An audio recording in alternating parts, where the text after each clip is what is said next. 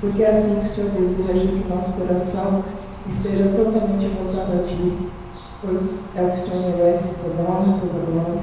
Deus bendito, obrigado por estarmos aqui, obrigado por mais esse dia, obrigado por essa semana que se inicia. Que o Senhor venha, Senhor, nos abençoar. Que o Senhor venha, Senhor, nos dar a sua paz, o seu amor, o seu perdão. Pois nós somos fracos, nós somos falhos. E às vezes nós deixamos de Te adorar, nós deixamos de Te louvar, em meio aos problemas que surgem. Perdão, Deus, se às vezes nós nos sentimos fracos, se a nossa fé fica pequena. Mas nós sabemos do teu imenso amor por nós sabemos que o Senhor é grande, o Senhor é maravilhoso, e que o Senhor está em todo o tempo cuidando de nós, com todo o teu amor. Por isso nós te agradecemos. Obrigada, Senhor, pela oportunidade de podermos louvar o teu santo nome. Agora que nós estejamos atentos à tua palavra, que nós possamos esquecer tudo que há lá fora, estarmos atentos ao que o Senhor tem a nos dizer. Abençoa, Senhor, ricamente o pastor Andrés, usa o Senhor como instrumento teu. E quando nos dízimos, nós te agradecemos, Senhor, pelo sustento de cada dia. Obrigado por sustentar essa igreja, obrigado por sustentar a cada um aqui. Que o Senhor possa, Senhor, multiplicar esse valor e que seja tudo usado para a tua honra e para a tua glória. Em nome de Jesus eu te peço e te agradeço. Amém. Convido os irmãos a abrirem suas Bíblias lá em 1 Pedro, capítulo 1, versículo 1 e 2. 1 Pedro, capítulo 1, versículo 1 e 2. Vou ler a minha versão aqui, os irmãos prestem atenção. Pedro, apóstolo de Jesus Cristo, aos eleitos que são forasteiros da diáspora, no Ponto, na Galácia, na Capadócia, na Ásia e na Bitínia, eleitos segundo a presciência de Deus Pai, em santificação do Espírito, para a obediência e a expressão do sangue de Jesus Cristo. E no finalzinho do 2 diz, que a graça e a paz lhe sejam multiplicadas. Que a graça e a paz lhe sejam multiplicadas.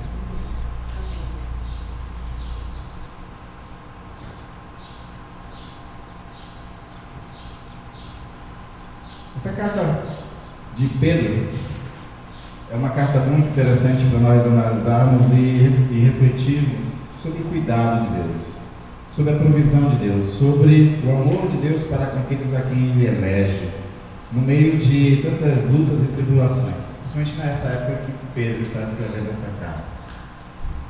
E a primeira coisa que a gente tem que atentar é para a vida do próprio autor. Quando a gente lê qualquer coisa, sempre é bom saber quem está escrevendo. E no caso de Pedro aqui, Pedro é aquela pessoa que certa vez disse para Jesus o seguinte: pode ser que todos os outros o abandonem, mas eu jamais o abandonarei. Quando é que Pedro disse isso? Quando Jesus está falando sobre os sofrimentos a qual vai passar. Jesus já está alertando os discípulos de que ele vai ser perseguido, de que ele vai ser maltratado, de que vão difamar ele, que vão caluniar ele, que vão cuspir na cabeça dele, e que no final ele vai ser morto. Jesus está começando a alertar os discípulos sobre isso, já preparando o coração dele para esse momento difícil da sua vida. Aí, Jesus, ao dizer isso, que quando ele for preso, todos o abandonariam. Aí Pedro sai com essa, né? Pode ser que todos os outros te abandonem, eu jamais o abandonarei. Aí Jesus olha para Pedro e diz: pois é, você será um dos primeiros, e ainda vai me negar. Antes que o galo cante, você vai me negar 3 vezes. Mas Pedro, nesse momento, quando está no momento seguro da nossa vida, a gente faz afirmações incongruentes às vezes, né? Quando está numa situação favorável, a gente acha que tudo, né, está numa boa, a gente às vezes fica confiante demais. Aí Pedro diz o seguinte: mesmo que eu tenha de morrer ao seu lado, jamais o negarei. E todos os outros discípulos disseram o mesmo. Então, depois que Jesus disse que ele ia negar, eles: não, ainda que eu tenha que morrer ao seu lado, jamais o negarei. E aí nós sabemos a história, sabemos de fato quando Jesus foi preso, os discípulos todos fugiram, Pedro também foi um dos que fugiram. Depois ele tenta de forma bem furtiva, né, seguir ali os soldados e Jesus. Aí ele se encontra no meio do pessoal que está ali do lado de fora do lugar onde Jesus está sendo interrogado e maltratado. E aí, na oportunidade que Pedro tinha, de fato, de não abandonar o Senhor, de não negar o Senhor, ele nega e nega 3 vezes. Porque Pedro aqui ainda estava naquela situação, né? Vamos brincar com as ideias dos nomes, né? Ele está naquela situação do Simeão. Ele é o Simão, a pessoa não transformada, a pessoa inconstante, afoita. Ele ainda não é o Cefas, o Pedro, né? Que a palavra Cefas quer dizer pedra, né? Ele ainda não é essa pessoa ainda com convicções fortes. Ela não é essa pessoa ainda que tem as suas certezas bem firmadas e luta pelas suas certezas. Ele é uma pessoa ainda fraca na sua própria fé, nas suas próprias convicções.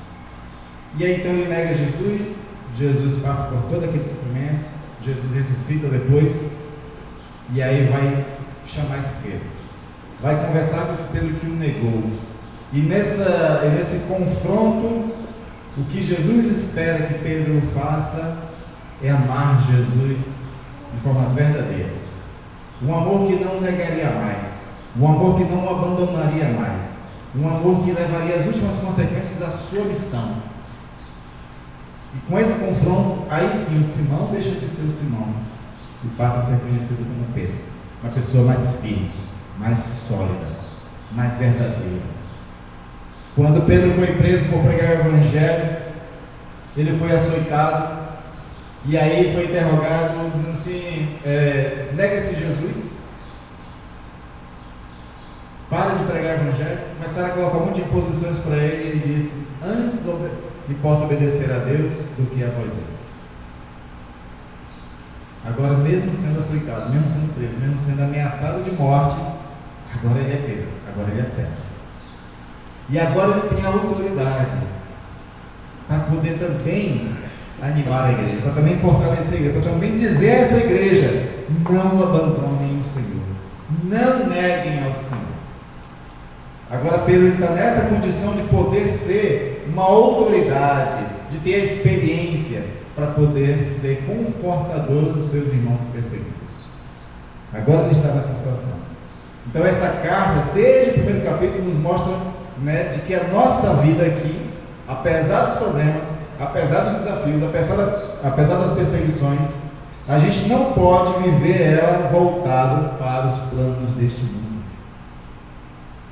mas voltado para uma dimensão superior, para uma realidade maior, para uma missão a qual todos nós temos em Cristo Jesus. E é esse Pedro vai dizer a essa igreja que, apesar de todas as coisas que vocês passam aqui, há algo maior para vocês. E esse algo maior para vocês, você tem que se apegar, se firmar nela. E ele diz isso para uma igreja que está sofrendo uma grande perseguição. Ele escreve essa carta a partir de uma cidade em que já não quer saber dos cristãos, que é Roma. Ele chama simbolicamente, né, Roma de Babilônia. Ele diz isso: Pedro, apóstolo de Jesus Cristo, eleitos que são forastidos da diáspora, né? Aí ele fala 5 nomes aqui que são províncias romanas. Ele escreve deste lugar em que agora perseguem os cristãos. E por que estão perseguindo os cristãos? Nessa época que Pedro escreve a carta, quem era imperador em Roma era um homem chamado Nero. E Nero, diz os historiadores, não é a Bíblia que diz os próprios historiadores que ele era louco, doido de pedra mesmo, assim, sabe? E Nero, ele queria apagar a memória dos imperadores antigos.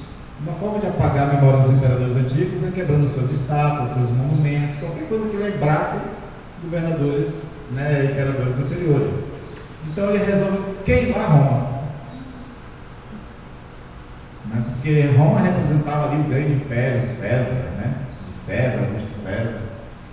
Então ele resolve queimar Roma.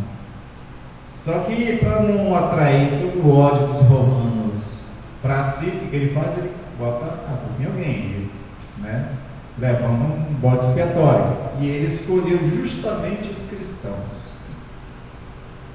Foi fácil escolher os cristãos, porque os judeus já estavam perseguindo os cristãos mesmo, né? Então, é um povo perseguido, então vamos, né, aproveitar e perseguir mais ainda. Então, coloca a culpa nos cristãos. Aí, além dos judeus, agora também os romanos, porque os romanos estavam pouco preocupados com a religião cristã, com essas coisas, porque os romanos, eles tinham aquela ideia, né, chamada em latim de Pax Romana. A Pax Romana era uma certa tolerância que o Império Romano dava para as suas províncias adorar a Deus que quisesse. Então, para os romanos, tanto faz se os judeus adoram a Deus, se os cristãos adoram a Cristo, se hindu adora outra coisa, para eles tanto faz. Desde que paguem seus impostos direitinho e não crie confusão. Pode adorar a Deus que vocês quiserem. Então, eles começam a perseguir os cristãos porque eles acham de fato que os cristãos, né, estavam perseguindo ou tinham queimado Roma. Então começa as fake news contra os cristãos. Aí pegou a fake news, né? Não tinha WhatsApp naquela época, era para espalhar fake news, mas assim mesmo a coisa se espalhou, tomou conta e começaram a perseguir os cristãos. Tem uma passagem lá em Atos que fala de Priscila e Áquila que estão fugindo de Roma por conta dessa perseguição. E aí, esses cristãos vão para essas várias cidades. E aí é que Pedro chama eles de forasteiros da diáspora, né? Diáspora é uma expressão usada daqueles que estão espalhados. É uma expressão usada para os judeus. Os judeus tinham sido espalhados desde a Síria, né? 700 anos antes de Jesus. A Síria tinha entrado nas 10 tribos de Israel e espalhado aquele povo para qualquer lugar. E essas pessoas que foram espalhadas eram o povo da diáspora. Agora Pedro está usando a mesma expressão para falar também dos cristãos. Os cristãos, ao serem espalhados, agora eles também estão em diáspora. Mas é importante a gente pegar essas referências, porque elas também vão simbolizar certas realidades espirituais. Então, quando ele diz forasteiro da diáspora, ele também está fazendo uma referência de que todo cristão, de uma certa forma, também é forasteiro. Paulo diz que nós somos estrangeiros e peregrinos aqui na terra. Nós não pertencemos a este mundo. Como Paulo diz, nossa pátria é o céu. Porque desde que você aceitou Jesus como seu Senhor e seu Salvador, você recebeu um novo Espírito da parte de Deus, e esse ser espiritual tem uma cidadania espiritual. Tem uma coisa nos judeus que é muito interessante: independente do lugar do mundo onde o judeu nasce, ele não deixa de ser judeu. Então vai ser judeu americano, judeu alemão, judeu brasileiro, ele não deixa de ser judeu. Assim é o cristão, independente da nacionalidade onde nasce, ele é o ser celestial. Existem algumas palavras misteriosas que Paulo usa lá em Efésios, né? No capítulo 1, versículo 3, ele diz que nossas bênçãos estão nas regiões celestiais. No capítulo 2, versículo 6, diz que nós estamos assentados com Cristo nas regiões celestiais. São palavras misteriosas, mas que revelam a verdade que nós somos seres celestiais. Nossa pátria não é aqui. A gente não tem que fincar raízes neste mundo, porque nós não pertencemos a este mundo. Na oração sacerdotal de Jesus, ele chega a dizer isso ao Pai: não peço que os tires do mundo, mas que o livres do mal. Aí na sequência Jesus diz: porque eles não são do mundo. Nós não somos deste mundo. Quem gostava de ouvir antigamente aquelas pregações, né, de fita cassete, de VHS, né? Deve lembrar daquela do José Irion, né? Que apesar daqueles loucuras que o José Irion tanto pregava sobre o negócio da Disney, né? Não sei se vocês já ouviram falar dele, de José Irion, mas tinha uma das pregações que eu achava legal, de que uma vez um crente sai da igreja, né, depois de um culto de vigília, e passa pela frente do cemitério, e duas pessoas abordam ele, né, abordam esse cristão para assaltar, e ele diz assim: eu passo o dinheiro para perder a vida. E aí o homem abre os braços: eu não pertenço a este mundo, né? Pode tirar a vida, que eu não pertenço a esse mundo. Diz que os caras correram de medo porque achavam que era uma alma penada, né? Estava dentro do cemitério. O fato é que esse cristão entendia que ele não pertence a esse mundo. Claro que a gente não tem que acelerar também a nossa ida, né? Para a nova pátria, né? Então, continue cuidando da sua saúde.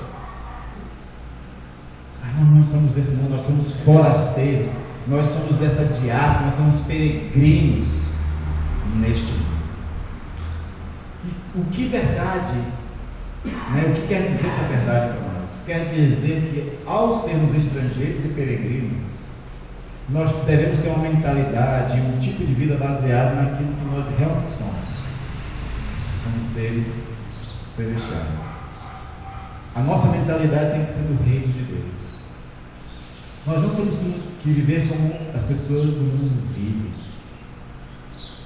Essa que é a verdade dessa questão de sermos forasteiros. Se a gente pertence a uma outra pátria, qual é a constituição dessa pátria? Qual é a forma de pensamento dessa pátria? Qual é o modo de vida dessa pátria? Quem já teve a oportunidade de viajar pelo Brasil ou viajar para outros países do mundo sabe que cada lugar tem sua própria cultura, né? Cada lugar tem sua própria cultura. Cada lugar tem sua própria forma de linguagem, inclusive. Até no Brasil. Se você vai para Minas Gerais, vai para o Nordeste, vai para o Rio Grande do Sul, vai para o Amazonas, você sabe que lá existe um jeito próprio de falar o português. É o mesmo idioma, mas até a forma de dizer, sotaque, expressões mudam. Né? Eu achei interessante que teve um tempo desse atrás, eu acho que ainda deve ter ainda na internet, mas eu vi muito tempo atrás, né? Versículos bíblicos que eram soltados na internet no gauchês. Então a pessoa pegava um versículo bíblico da Bíblia e aí trocava as expressões pelo gauchês. E era muito interessante. Mas o problema para mim não era edificante porque eu não entendia nada. Porque certas expressões do gauchês eu não entendo. Né? No Amazonas também não tinha negócio da Bíblia lá, mas no Amazonas criaram, né, um dicionário amazonês. Que um amazonense casou com uma paulistana, aí um dia ele mata uma carapanã, né, que vai picar o brasileiro da carapanã, e ele ainda diz assim que maceta. Ela não entendeu nem a expressão carapanã e nem maceta, ela não entendeu. Né? Vocês entendem essas expressões? Carapanã é pernilongo. E maceta quer dizer grande.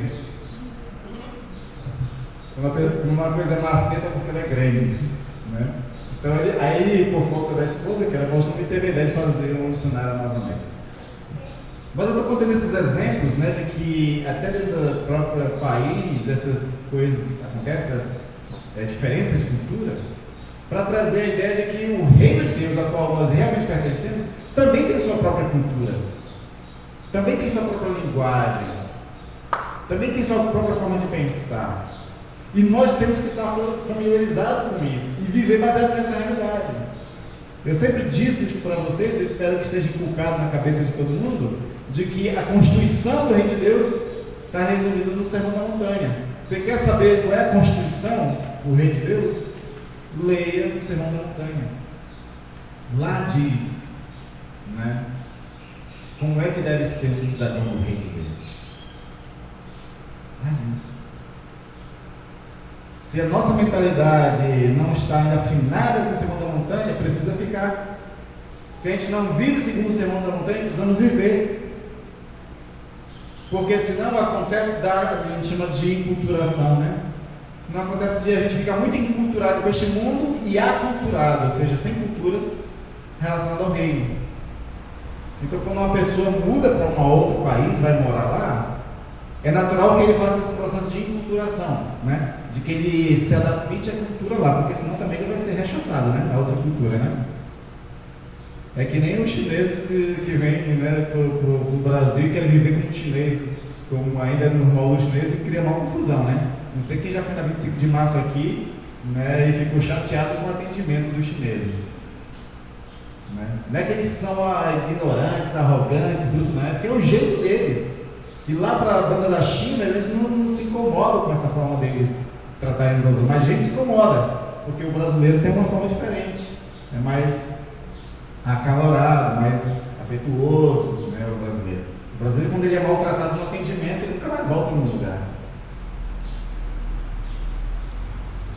Então, a gente tem que, né, se aculturar da cultura deste mundo para se inculturar na cultura do reino de Deus. Porque nós somos forasteiros, peregrinos nesta terra. Aí ele vai falar da questão da eleição, eleito segundo a presciência de Deus Pai, em santificação do Espírito. E aqui vem aquele movimento inicial de Deus, que é Deus que nos elege para essa condição, Ele que nos escolheu para essa condição. Nenhum de nós escolheu nascer no Brasil. Assim como dessa mesma forma Deus faz para nos escolher para o reino de Deus. Antes de você pensar em aceitar Jesus Cristo, o Senhor já te elegeu para ser filho dele, para pertencer ao reino, para pertencer a essa nova pátria. E esse movimento é um movimento de amor, é um movimento de, a gente chama até de amor incondicional, né? Porque Deus escolhe apesar de quem nós somos. Só que quando Ele escolhe apesar de quem nós somos, a gente não deve continuar sendo do jeito que é. Por isso que Pedro vai dizer aqui, em santificação do Espírito. Ele nos elege do jeito que nós somos e começa a trabalhar a santificação. E a palavra santificação quer dizer a gente sendo inculturado pelo reino de Deus, sendo transformado segundo os padrões do reino de Deus, recebendo as características do reino de Deus, que é a característica do quê? Nação santa, povo de propriedade exclusiva, um reino de sacerdotes. Essa santificação é isso, é nos tornar um povo santo para Deus, separado para Deus, enculturado com a questão do reino de Deus e sendo o reino de sacerdotes. No reino de Deus não existe um imperador Nero. No reino de Deus existem várias pessoas que reinam juntamente com Deus. Por isso que a teologia reformada, por isso que os pais da reforma protestante fazem toda a questão do sacerdócio universal de todos os crentes. Porque todos somos eleitos por Deus para governar com Ele, nesse reino, de forma ordenada, de forma planejada, segundo a própria direção que Deus dá. Por isso que ele vai dizer o seguinte, em santificação do Espírito, para a obediência e aspersão no sangue de Jesus Cristo. Essa ideia de que nós somos separados para pertencer a um reino, mas esse reino ele tem suas regras, ele tem suas leis e seus princípios, que eu gosto mais de usar a expressão princípio, Eu não gosto de usar muito a expressão regra, não gosto de usar muito a expressão lei, porque ela conota muito aquelas questões legalistas do fariseu, Então Jesus ele trabalha mais com a ideia de princípios. O reino ele é carregado de princípios, e por serem princípios eles são eternos, eles são adaptados a qualquer cultura. Dá para ser um bom crente em qualquer lugar do mundo, seguindo os princípios do reino de Deus. Em qualquer lugar do mundo, porque são princípios. E aí, a gente obedecendo esses princípios, esse reino não vira caótico, Obedecendo esses princípios faz com que o reino e a convivência desses crentes seja uma sociedade perfeita. Quando a gente vai ler lá os textos que Deus deu a Moisés, a gente percebe assim que aquelas regras, aquelas leis, tinha muito a ver com o convívio da sociedade civil, como eles deviam se organizar como sociedade civil, porque Deus queria que tudo fosse de forma ordeira. Aí, como eu já preguei aqui antes, agora Deus, em vez de colocar uma regra, uma lei, Ele trabalha agora de uma forma diferente. Ele trabalha a partir de uma ética que nasce do coração. E essa ética que nasce do coração, baseada nos princípios da palavra, faz com que a gente seja essa sociedade perfeita, mais perfeita do que os livros de utopia do Thomas Hobbes e qualquer outro filósofo da política. Uma sociedade mais perfeita do que a Nova Atlântida de Francis Bacon, porque é uma sociedade de mútua ajuda, é uma sociedade de irmandade, é uma sociedade que considera a expressão uns aos outros muito importante. Já falei para vocês que no Novo Testamento tem 43 vezes escrito uns aos outros, porque o reino de Deus é um reino de serviço, é um reino de diaconia, onde todos vivem em função dos outros. Por isso que Paulo vai dizer, não considere vocês mesmos em alta conta, mas considere os outros superiores a vocês mesmos. Por isso que Paulo vai dizer naquele famoso texto de 1 Coríntios 13, que o amor verdadeiro não busca interesse próprio mais do que o outro. Por isso que Jesus vai dizer, ame o próximo como eu os amei. Porque no reino de Deus, desses forasteiros e peregrinos que somos aqui na terra, nós vivemos em função do outro.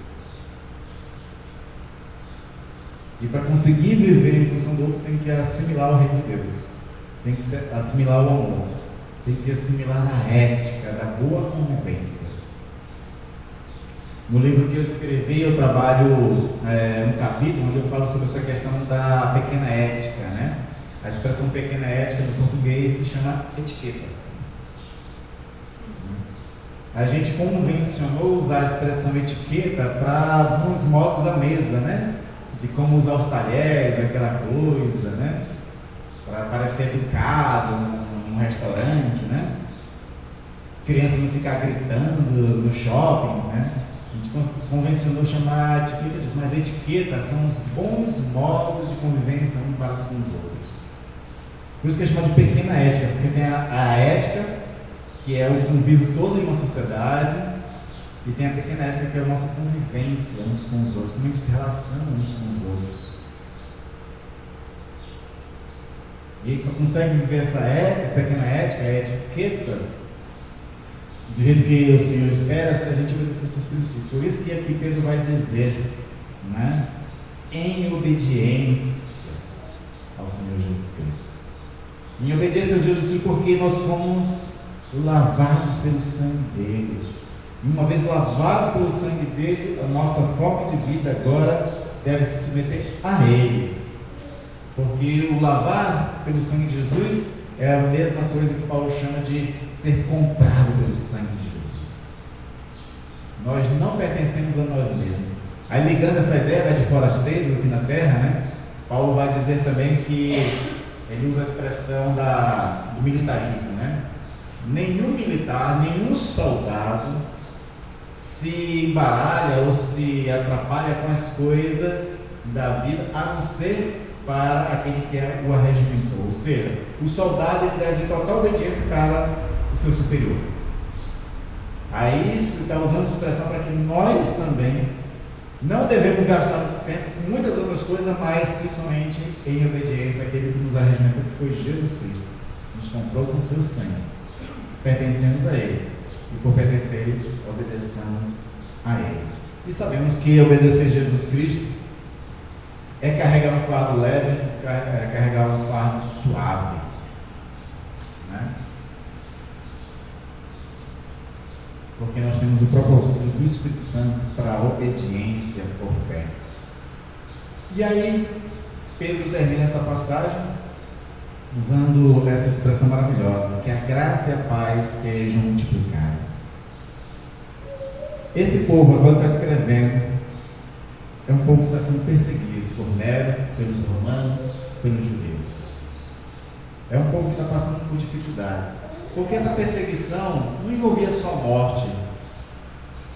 Essa perseguição envolvia vários tipos de privações. Se você é perseguido, você não tem livre acesso na sociedade para trabalhar, para fazer um monte de coisa. Você fica totalmente alienado de um monte de recursos que o Estado poderia dar. O perseguido, ele é caçado em todos os seus direitos. Então imagina o que os cristãos vão passar de dificuldade naquele período. Então o coração dessas pessoas com certeza ficavam angustiados, ficavam cheios de temor, de ansiedade, de preocupações, porque se eles não tinham direito a nada, nem trabalhar para poder colocar o pão na sua mesa e vestir. E aí a essas pessoas Pedro está dizendo que a graça e a paz lhes sejam multiplicadas. Que vocês tenham graça e tenham paz da parte de Deus. E que mais, que se multiplique na vida de vocês. Que assim como vocês estão sendo perseguidos, que a graça seja maior do que a perseguição. Assim como vocês estão sofrendo e passando por privações, que a graça e a paz seja maior do que tudo isso. É como se Pedro estivesse dizendo aquilo que Paulo disse, né, que onde abunda o pecado, superabunde a graça. Então, onde abunda as dificuldades, superabunde a graça e a paz do Senhor sobre vocês. Que seja multiplicada na vida de vocês. Que vocês possam gozar da vida em abundância, como Jesus prometeu. E aí eu vou ler aqui um texto que eu achei muito interessante, de um autor do século XVII. respeito da questão da graça e da paz combinada. Olha só o que ele diz. Diz assim que a graça é a base da salvação e a paz é o seu resultado. A graça é a raiz e a paz o seu fruto. A graça é a causa e a paz a consequência. Não há graça sem paz e nem paz sem graça. Ambas caminham juntas. A graça é o favor imerecido de Deus aos pecadores indignos. E a paz é o estado da reconciliação com Deus, assim como a harmonia dela resultante. Então a graça e a paz caminham juntas. Uma gera a outra. Uma fortalece a outra. É por isso que todos nós, diante das situações difíceis que a gente passa, a gente não tem um Nero para nos perseguir, mas existe outros tipos de dificuldades que a gente passa, outros tipos de provações, outros tipos de tribulações. E independentemente de qual seja a situação, a mesma palavra de Pedro que foi para eles serve para nós. Que a graça e a paz sejam multiplicadas nas nossas vidas. Amém. E como é que a graça e a paz podem ser multiplicadas nas nossas vidas? Por intermédio da fé. A fé e a confiança inconteste em Deus. A confiança inabalável em Deus. Nós temos que guardar agora uma confiança no nosso coração e uma fé que foi a de Pedro, né? Comecei falando de Pedro, né? Que a gente não seja aquele Simão trôpego, falho, né? Que era inconstante na sua fé. Mas a gente tem que ser que nem o Pedro, agora firme, convicto. E quanto mais firme e convicto nós estamos do Senhor, mais a graça e a paz é multiplicada nas nossas vidas. Amém. Mais a gente vê a boa mão de Deus agindo na nossa vida. Mais a gente vê a manifestação do poder de Deus sobre nossas vidas. E a igreja de Deus precisa ter fé e confiança no Senhor para que o poder de Deus se manifeste e as pessoas vejam esse poder de Deus se manifestando. Se Deus não se manifesta, se o seu poder não se manifesta, não existe evangelização, não existe transformação. A nossa mensagem fica vazia.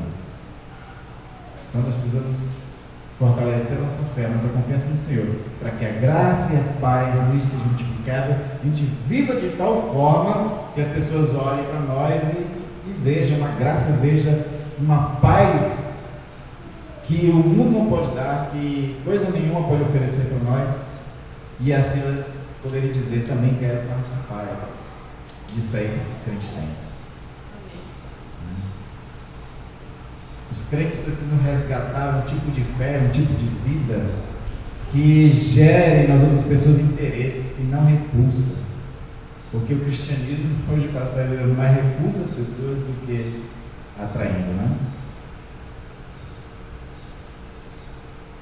Então nós precisamos viver de tal forma como esses irmãos a qual Pedro está escrevendo. E esse viver de tal forma é viver como o Senhor quer, baseado nos princípios do reino, porque nós somos forasteiros e peregrinos. É baseado nessa separação do Espírito Santo, onde Ele trabalha em nós, esse novo ser, essa nova criatura celestial. É também viver em obediência por fé em Jesus Cristo. E ao caminhar neste mundo de sofrimento, onde Jesus diz que teremos aflições, a gente vai ver a graça e a paz se multiplicar. E a gente vai descansar nele sempre. Amém? Vamos adorar ao Senhor com oração. Obrigado, Senhor, porque a tua graça e a paz ela é abundante e está à disposição. Se nós formos pensar em lógica, Senhor, bancária, a graça e a paz é uma conta robusta de um recurso que nunca acaba, de um recurso que nunca falha, de um recurso que não tem burocracia para ser sacado. A graça e a paz, ela está à nossa disposição e é por isso que nós queremos agradecer. E queremos nos apropriar dessa graça, dessa paz por intermédio da fé, Senhor. Que a gente comece a sentir a partir de dentro, ó Deus, um estado de espírito que revela graça e paz. Descansando no Senhor, sendo alegre no Senhor, e vivendo de tal forma que, apesar das tribulações, a gente está confiante. Nos ajuda, Senhor, a viver de tal forma que os outros, ao olhar para nós, vejam no nosso semblante uma vida cheia de paz e de graça. A gente sendo forasteiro, sendo peregrino nessa terra, a gente sendo um novo cidadão do céu, a gente vivendo de forma transformada pelo Espírito Santo, em obediência ao Senhor Jesus Cristo, porque a Ele pertencemos. Então, Senhor, que ao viver dessa forma, nós possamos experimentar cada dia esse cuidado, esse amor abundante nas nossas vidas, e que sejam multiplicados a cada dia. Que assim como o Senhor multiplicou os pães, que eram somente 5, para 5.000 pessoas, que a graça vai se multiplicar na vida de todos aqui de tal forma abundante também. É isso que eu te peço, Pai, que a graça vai se multiplicar e isso resulte em cura dos corpos enfermos, cura para as almas enfermas, que isso redunde, Senhor, em prosperidade e bênção na vida dos meus irmãos e irmãs, que isso redunde em vitória sobre as suas tribulações, que isso redunde em bons frutos do trabalho de cada um. Abençoa, Senhor, esta igreja, abençoa meus irmãos e irmãs e suas casas, seus filhos, suas famílias aqui, meus irmãos. Abençoa cada um com a doce graça e paz do nosso Senhor. Amém.